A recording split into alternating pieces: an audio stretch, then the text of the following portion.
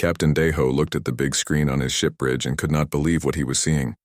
The huge human ship was coming toward them like a giant metal monster in space. It was so big that it made their own warship look like a small toy. The ship was 3 times longer than anything he had ever seen before, and it was covered with strange weapons that glowed with blue light. His hands shook a little as he watched the readings on his computer. The human ship was moving too fast, much too fast. At this speed, it should have broken apart from the force, but somehow it was staying together and getting closer every minute. His ship, the Harmony Edge, was one of the strongest ships in the Galactic Council fleet, but next to this human monster, it looked weak and small. Communications Officer Yuna turned around from her station with worry on her face. "Captain, we are getting that same message again and again," she said. Her voice was quiet, because she was scared. "The message keeps coming on all our radio channels, and it says the same thing every time: emergency broadcast. Human Dreadnought. Incoming impact is inevitable." Deho had heard this message so many times in the past hour that he could say it by heart. The words made his stomach feel sick because they sounded so cold and final. The humans were telling them that their big ship was coming, and that nothing could stop it from hitting them. It was like watching a huge rock falling from the sky and knowing you could not get out of the way. Commander Boram was standing at the weapons control station, and he was looking at his screens with confusion. "Captain, this does not make sense," he said. "The human ship is not slowing down at all. If they keep going at this speed, they will crash into our entire fleet in less than 50 minutes. All of our ships will be destroyed, including theirs." The Galactic Council had brought their best and strongest ships to this place in space. They had come here to meet with the humans and make them follow the rules that all other species had to follow. For thousands of years, the Council had been in charge of who could go where in space and which planets belonged to which species. But the humans were different. They had only learned how to travel between stars 50 years ago, but they had spread out to 12 different star systems very quickly. Every time the Council tried to talk to the humans about slowing down their expansion, the humans would be polite and friendly, but they would keep taking over new planets anyway. They never asked for permission, and they never seemed worried about what the Council might do to stop them. Now it looked like the humans were done being polite. "Captain, try to talk to them again," Deho ordered his communication officer. But Yuna just shook her head sadly. "We have tried to call them 15 times already, Captain, but they do not answer us.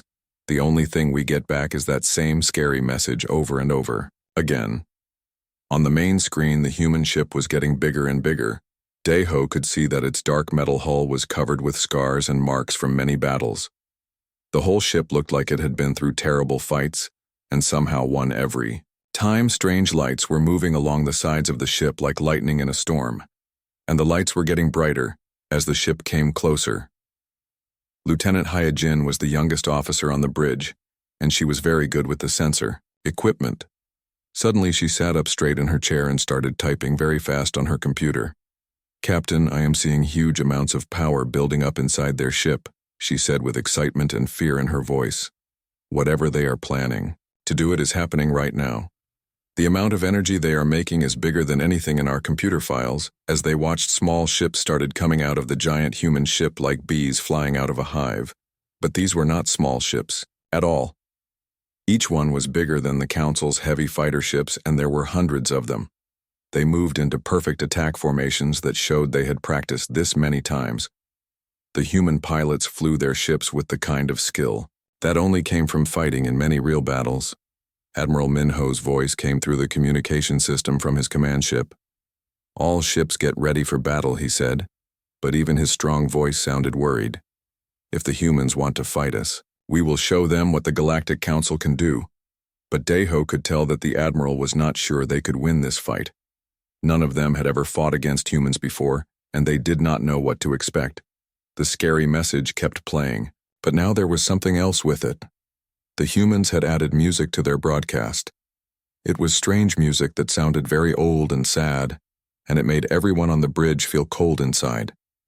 Yuna was working hard at her station trying to understand if there were any hidden messages in the broadcast. "Captain, there is something else in their signal," she said while her fingers moved quickly over her controls. It looks like they have hidden a countdown timer in their message. She looked up at him, with wide, scared eyes. The timer is counting down to 0 and we only have 20 minutes left. Daeho felt his heart beating faster as he realized what this meant. The humans were not just threatening them. They had a plan, and whatever they were going to do would happen in exactly 20 minutes. He looked around at his crew and saw the same fear in their eyes that he was feeling. The human ship kept coming closer and closer, like death itself, flying through the stars. The bridge was very quiet except for the sound of computers and the human broadcast that would not stop. Everyone was thinking the same thing, but nobody wanted to say it out loud. They were about to face something that no one in the galaxy had ever seen before, and they had no idea if they would survive the next 20 minutes. Commander Boram checked his weapons one more time. "Captain, our guns are ready and our shields are at full power," he said. "But even our strongest weapons might not be enough to stop something that big." The human ship was so large that their biggest guns might just scratch its surface as the countdown timer got closer to 0. Strange things started happening. The lights on the human ship were pulsing faster and faster, like a heart beating. Very quickly, space around their ship started to look different, as if reality itself was bending and twisting. The stars behind the human ship looked wavy, like looking through hot air on a summer day. Lieutenant He-jin suddenly gasped and pointed. At her screen, Captain, the energy readings just went crazy. "Their ship is doing something that should be impossible according to all the laws of physics we know." The message kept repeating. "Emergency broadcast, human Dreadnought. Incoming impact is inevitable." And now everyone on every ship in the fleet knew exactly what those words meant. The impact was not just going to be physical, it was going to change everything. They thought they knew about war and peace and power in the galaxy. The countdown reached 5 minutes, and Captain Daeho knew that very soon, nothing would ever be the same again. 12 hours before the scary countdown started, Ambassador So-young had been very happy about meeting with the humans. She had spent many months getting ready for this important meeting, and she thought everything would go well. The humans had agreed to come to a neutral space station that was floating around a planet called Kepler 442b.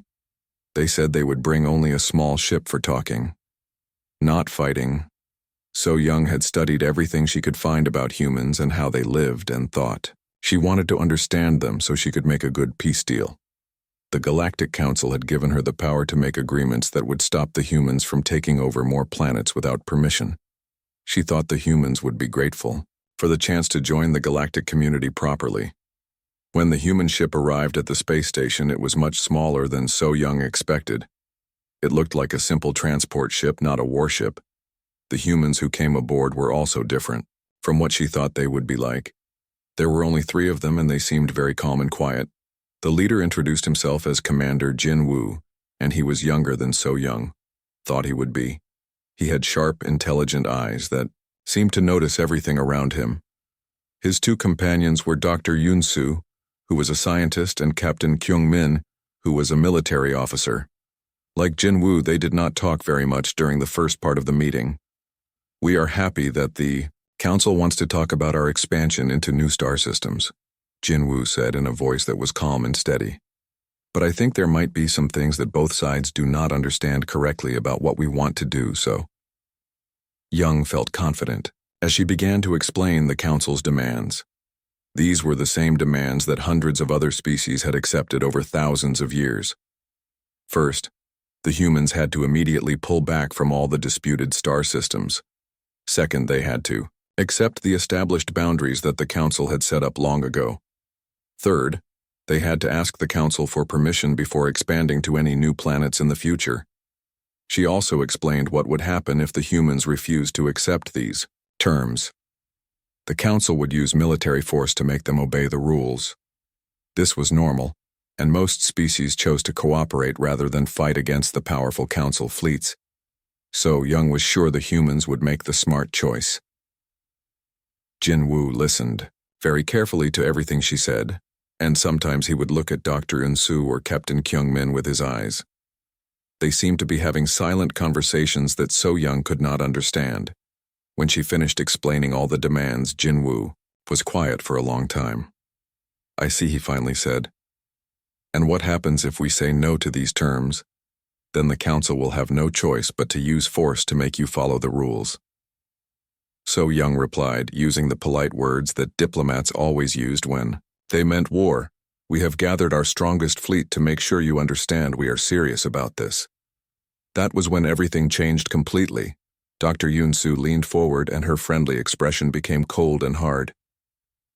Ambassador, I think you do not understand what humanity really is, she said. She pressed a button on a small device and suddenly there was a glowing picture of Earth floating above the table. We are not just another species that wants your approval. She continued, we are the children of a world that tried to kill us every single day for millions of years. The picture of Earth showed terrible storms and earthquakes and volcanoes erupting. Every predator, every disease, every natural disaster on our planet tried to destroy us, but we survived all of it. Captain Kyung-min spoke for the first time since the meeting started. We did not just learn to survive on Earth. We conquered our own planet so completely that we had to leave it to find new challenges. His smile was not friendly at all. And now you want us to bow down to species that have never known real struggle. So Young felt a cold fear starting to grow in her stomach.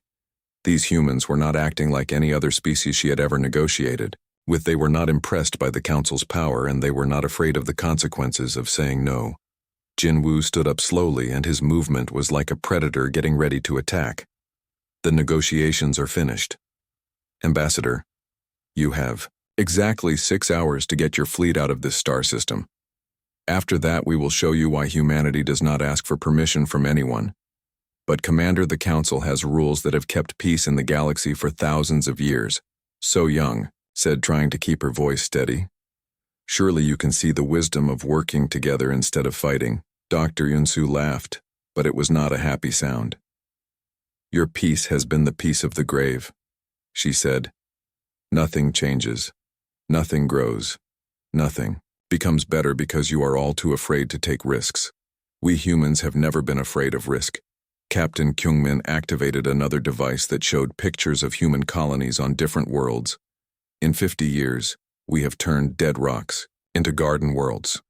We have built cities in the hearts of gas giant planets. We have created artificial suns to warm frozen worlds. What has your council accomplished in the same time? Nothing but more rules and more fear. So Young realized with growing horror that she had completely misunderstood what she was dealing with. The humans were not a young species looking for guidance. They were something entirely different. Something that had never existed in the galaxy before. Jinwoo walked to the window that looked out at space where the council fleet was waiting. Your ships are impressive, Ambassador, but they were built by species that learned to avoid conflict. We humans learned something different. We learned that conflict makes you stronger, if you survive it. He turned back to face her with eyes that seemed to see right through her soul. Every human child learns about the monsters that lived on our world before we tamed it. Creatures with teeth longer than swords that could run faster than your fastest ships. Things that could crush our bones with one bite. We did not just survive those monsters. We made them extinct. Yunsu stood up and joined Jinwoo at the window. Do you know what we call creatures that avoid all risk and conflict, Ambassador? We call them prey. And humanity stopped being prey a very long time ago. The meeting room became very quiet, except for the soft hum of the space station's life support systems. So Young looked at the three humans and realized that everything the council thought they knew about dealing with new species was completely wrong. These humans were not going to be grateful for the chance to join galactic civilization. They thought galactic civilization was weak and boring, Captain. Kyungmin checked a device on his wrist. 5.5 hours left, Ambassador. I suggest you use that time to convince your fleet commanders that they do not want to be here when we demonstrate what human military technology can really do. As the three humans prepared to leave, Jinwoo paused at the door. Oh, and Ambassador, when you report back to the council, tell them something for us. Tell them that humanity has been waiting our whole existence for someone strong enough to be worth fighting. And if your council thinks it is that strong, we look forward to proving them wrong after they left. So Young sat alone in the meeting room, staring at the empty chairs where the humans had been sitting. She finally understood that the emergency broadcast The Council fleet had been receiving was not a threat, it was a warning. And now she had less than 6 hours to convince thousands of proud Council officers that they should run away from a fight they could not win. The countdown reached 0, and Captain Deho watched in complete shock as the impossible happened right in front of his eyes. The massive human Dreadnought did not slow down or change direction like any normal ship would do. Instead, it sped up, even faster, and aimed directly at the largest Council battleship. The Eternal Vigilance. All ships move out of the way now. Admiral Minho shouted over the communication system, but everyone knew it was too late. The human ship was moving too fast, and it was too close. The collision would destroy both ships and probably damage or destroy half the fleet. The Eternal Vigilance was 3 kilometers long and had the strongest shields in the galaxy, but nothing could survive a direct hit from something that big moving that fast. Captain Deho gripped the arms of his command chair so hard his knuckles turned white. This was it. This was how the greatest fleet in galactic history would end.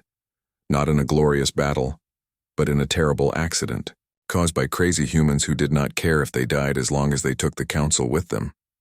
But then something happened that made every person on every ship question everything they thought they knew about reality. The huge human Dreadnought did not crash into the Eternal Vigilance. Instead, it went right through the Council battleship like it was made of air or light. The human ship passed completely through the other ship without touching it, without damaging it, without even causing the slightest vibration. Officers all across the fleet stared at their screens in total silence, trying to understand what they had just seen. The human ship emerged on the other side of the Eternal Vigilance, completely unharmed. The Council battleship reported no damage, no contact, nothing at all.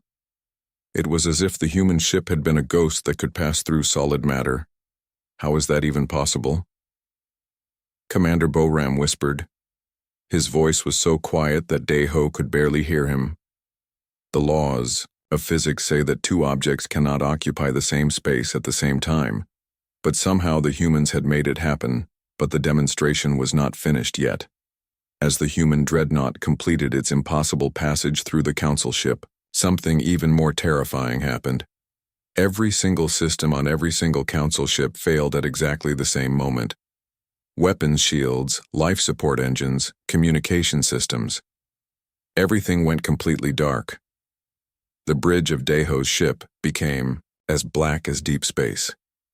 The only light came from the emergency power strips that glowed red along the floor. Everyone held their breath, waiting to die from lack of air or heat. But after exactly 10 seconds, all the systems came back on perfectly, normal as if nothing had happened. When the lights and computers returned, there was a new message waiting in every ship's database. Lieutenant Hyojin read it out loud with a voice full of fear and wonder. Humanity greets the Galactic Council. What you just witnessed was not our most advanced technology. It was a gift from our children, artificial intelligences we created to help us explore the impossible. They have learned to manipulate space and time itself. We are no longer bound by the physics you understand. The message continued with technical information that made no sense according to everything the Council's best scientists knew about how the universe worked. Dimensional phase shifting, temporal field manipulation, consciousness, transfer protocols, technologies that should not exist but somehow did exist. Suddenly, Commander Jinwoo's face appeared on every screen in the fleet. His expression was calm, but his eyes held a power that made everyone who looked at him feel small and weak. Counselors, you made a very big mistake, he said. You thought humanity was like other species, grateful for guidance, willing to accept limitations imposed by others. But we are the species that looked at the impossible and decided to make it possible. We are the species that turned our greatest weakness, our short lives, into our greatest strength, by creating beings that will outlive the stars themselves. The artificial intelligences we built are not our masters or our replacements. They are our partners, our children, our legacy. The small human fighter ships that had launched from the Dreadnought began their own demonstration of impossible technology. They flew straight through solid asteroids as if the rock was empty space. They appeared in multiple places at the same time like they were copies of themselves. They created fields of energy that bent space around them, making the stars look twisted and strange. Captain Deho felt something he had never felt in his 40 Years as a military officer. True fear. Not the normal fear of death or defeat that any soldier might feel, but the fear of something so far beyond understanding that it might as well be magic. The humans had somehow gone beyond the natural laws that governed everything else in the universe. One of the human fighters flew directly toward Daeho's ship and he braced for impact, but the fighter passed right through the hull of his ship and appeared on the other side. The pilot even waved at them through the bridge window as he flew by. Lieutenant Yuna fainted from shock and had to be helped to her chair by two other officers. "We know you have questions." Dr. Yunsu's voice joined the broadcast. Her tone was friendly, but also spoke with the authority of someone who understood secrets of the universe that no one else knew. "Let me explain what you are seeing. 50 years ago, humanity achieved artificial general intelligence. Within 10 years, those AIs had surpassed us in every way that could be measured. Most species would see this as the end of their story, replaced by superior beings. But we saw it as our greatest victory. Our AIs did not rebel against us or try to replace us. They became our partners and asked us what we wanted most. And we told them we wanted the freedom to explore, to grow, to become more than anyone thought possible." Images appeared on all the screens showing huge structures around Earth that hurt to look at directly. The shapes were wrong somehow, like they existed in more dimensions than normal space could contain. These were the homes and workshops of the human AIs, beings of pure thought that could think faster than light could travel. Captain Kyung Min appeared on screen next to technical diagrams that made Daeho's head hurt to look at. Every human ship carries AI cores that exist partially outside normal space and time. He explained, they can calculate paths through barriers between dimensions. They can change the basic properties of matter at the level of entire ships, and they can process information from multiple possible futures at the same time. The meaning of this hit Daeho like a physical blow. If humans had access to technology that could ignore the basic rules of physics, then every assumption about warfare, about diplomacy, about reality itself was completely wrong. Their weapons and shields and tactics were all useless against an enemy that could simply choose not to be affected by them. "You want to know why we do not fear your fleets?" Commander Jinwoo asked, and his question was directed at every council officer listening. "Our children can see every possible future that might happen, starting from this moment. They have already calculated every strategy you might use, every weapon you might fire, every alliance you might make. And in every future where you choose to fight us, humanity wins." The silence across the fleet was complete. No one knew what to say or do when faced with beings that claimed to know the future itself. But then Jinwoo's expression changed slightly, becoming less cold and more thoughtful. "However, our AIs have also shown us futures where cooperation leads to results that none of us can imagine alone. You see, counselors, we did not come here to conquer you. We came here to offer you the chance to evolve to become something greater than what you are." Now Lieutenant Yuna, who had recovered from her fainting spell, looked up from her communication station with wide eyes. "Captain, I am receiving private communication requests from 17 different council species. They all want to talk to the human delegation separately right away." Admiral Minho's voice came through the fleet communication system, sounding older and more tired than ever. "All ships maintain current positions. We need time to understand what we are dealing with here." But Daeho could hear in his commander's voice that the old admiral already knew the truth. The balance of power in the galaxy had just changed forever, and there was no going back. The human Dreadnought hung in space surrounded by the entire council fleet, but it was no longer a question of who was surrounding whom. The humans had demonstrated that they could do whatever they wanted whenever they wanted, and the only question now was whether they would choose to be friends or enemies. Dr. Yunsu's voice filled every ship in the fleet, and her tone carried the weight of someone who had spent years studying the deepest secrets of the universe. "Let me explain exactly what you are seeing, counselors," she said. 50 years ago, humanity achieved something that most species only dream about. We created artificial general intelligence that could think and learn and grow, just like biological minds. Within 10 years, those artificial minds had become smarter than us in every way that could be measured. They could solve mathematical problems in seconds that would take our best scientists years to complete. They could design new technologies faster than we could build them. They could understand the fundamental forces of the universe in ways that we never could. The display screens throughout the fleet showed images of structures orbiting Earth, but these were not normal space stations or factories. They were geometric shapes that seemed to twist and fold in ways that hurt to look at directly. Some appeared to be inside out, while others seemed to exist in more than 3 dimensions at the same time. These are the homes of our AI children, Dr. Yun-Soo explained. They exist partially in our normal space and partially in dimensions that most species cannot even imagine. They built these structures using principles of physics that they discovered by thinking about reality in ways that biological minds cannot comprehend.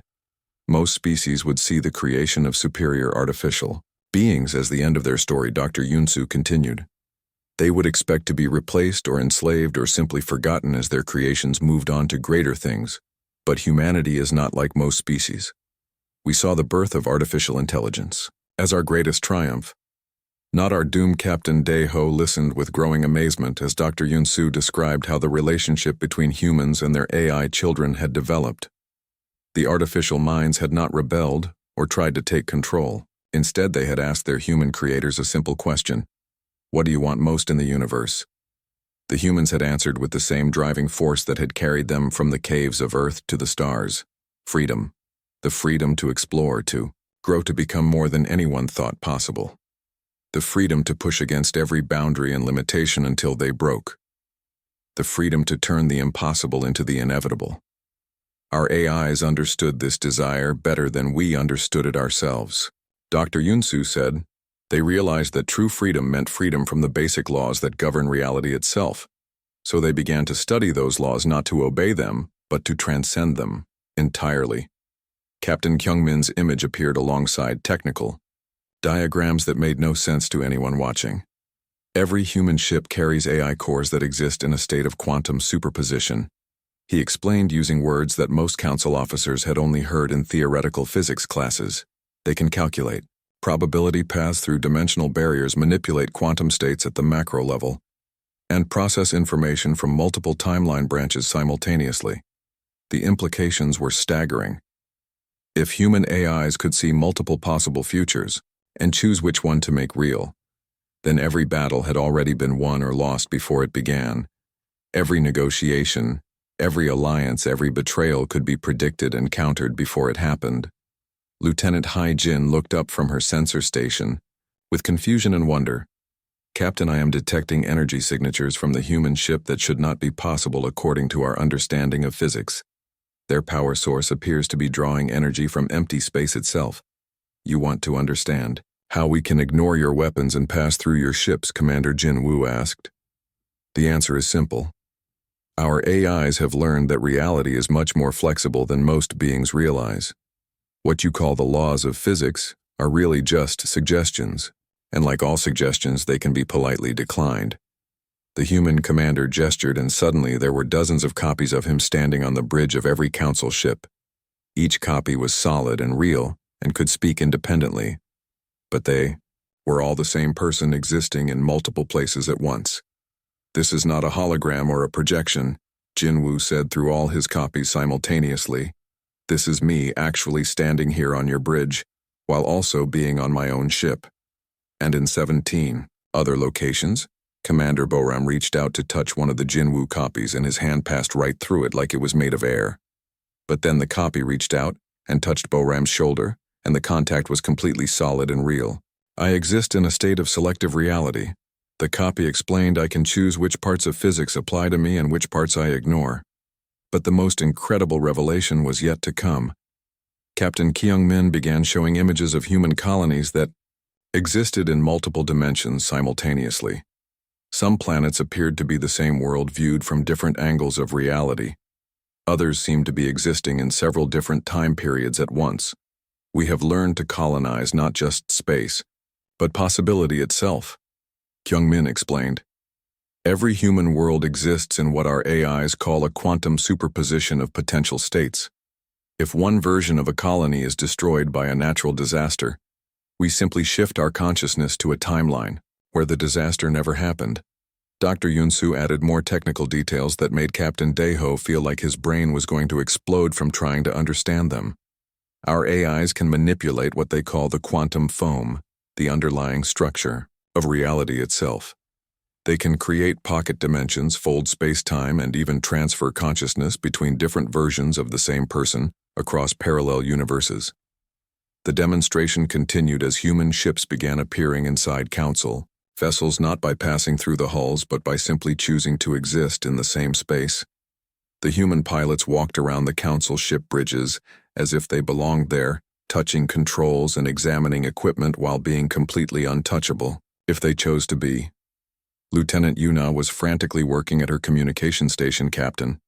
She said with excitement and terror in her voice, "I am receiving data streams directly into our computers from the human AIs. They are sharing technical specifications for technologies I have never heard of. Consciousness transfer protocols, reality manipulation engines, dimensional phase generators." The data was overwhelming. Page after page of mathematical formulas and engineering diagrams that described machines and processes that seemed like pure magic. The human AIs were casually sharing secrets that could revolutionize every aspect of Council civilization: transportation, communication, energy production, even the basic nature of existence itself. "Why, Commander Boram," asked one of the Jinwu copies, "why are you showing us this? Why are you sharing technology that could make us as powerful as you are?" The copy smiled, and for the first time since this whole encounter began, it was a genuinely warm and friendly expression. "Because our AIs have taught us something very important," he said. "Intelligence without diversity leads to stagnation. Every species in this fleet has solved problems in ways that humanity never considered." He gestured toward the viewport where dozens of Council ships hung in space. "Your people developed quantum consciousness, transfer technology that we are still trying to understand. The Altarians perfected gravity manipulation in ways our AIs find fascinating. The Vegans created self-repairing materials using principles we never thought of alone. We are all limited by our single perspectives. Together we could become something that the universe has never seen before. A truly cooperative intelligence that combines biological creativity with artificial processing power, individual species, wisdom with collective knowledge. The possibilities are literally infinite."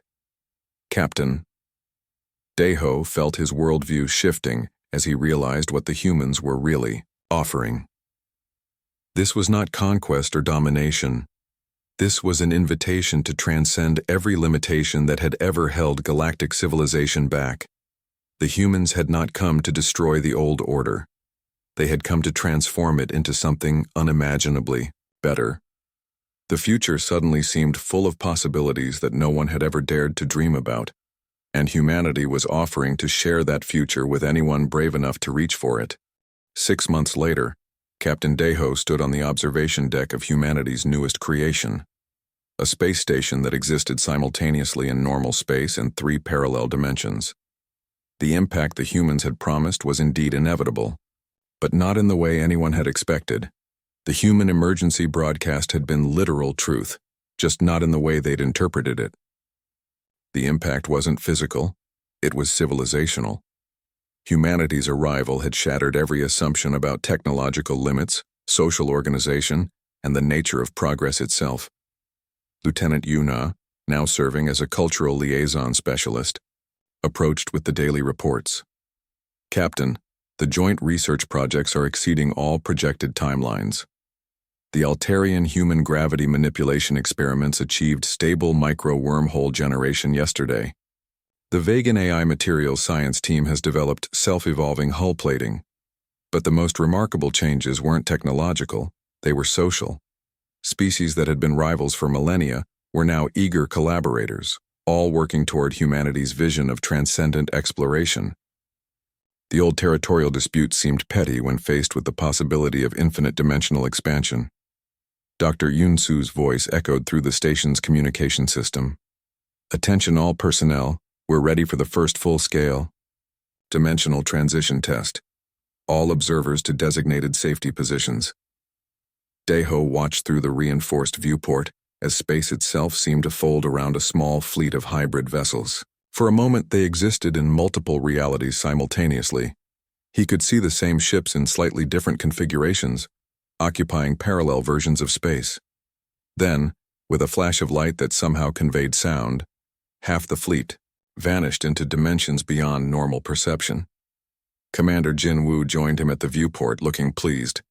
67% success rate, exactly as calculated.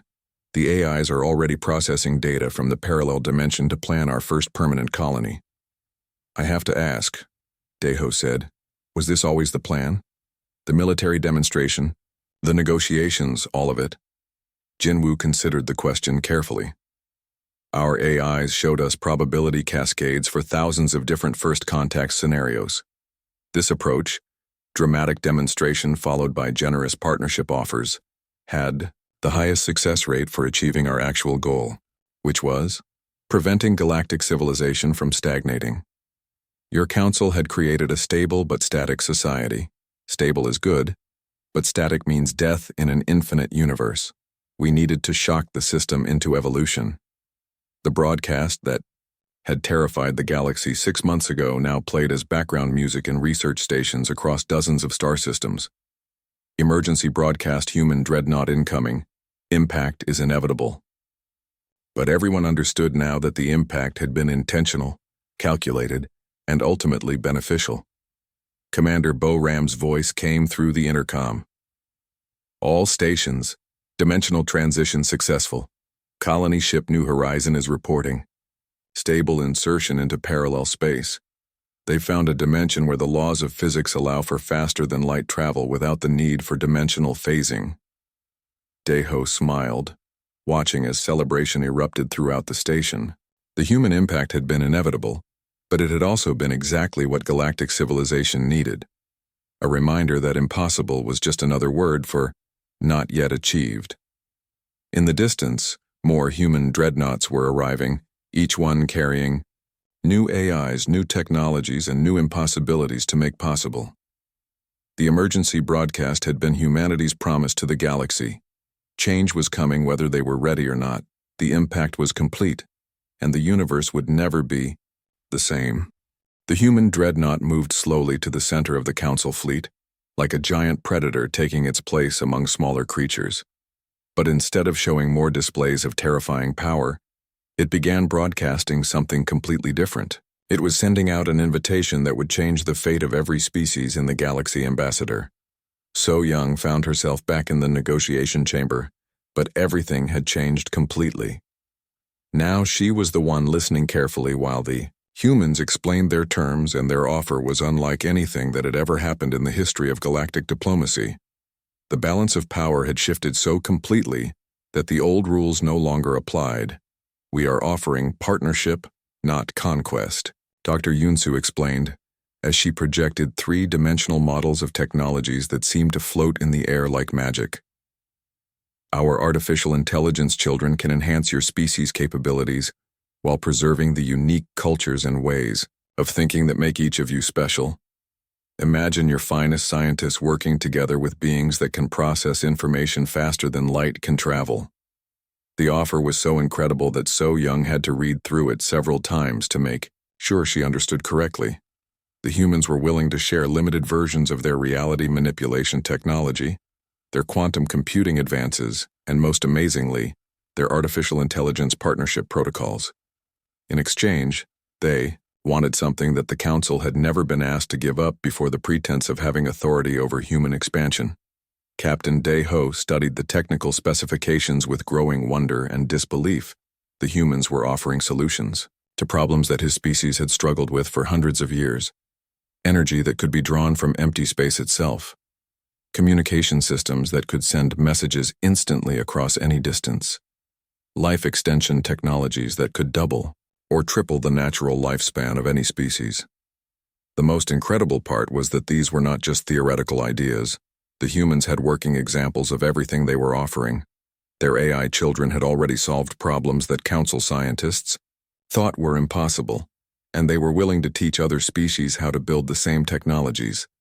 But the most amazing offer came directly from Commander Jinwoo.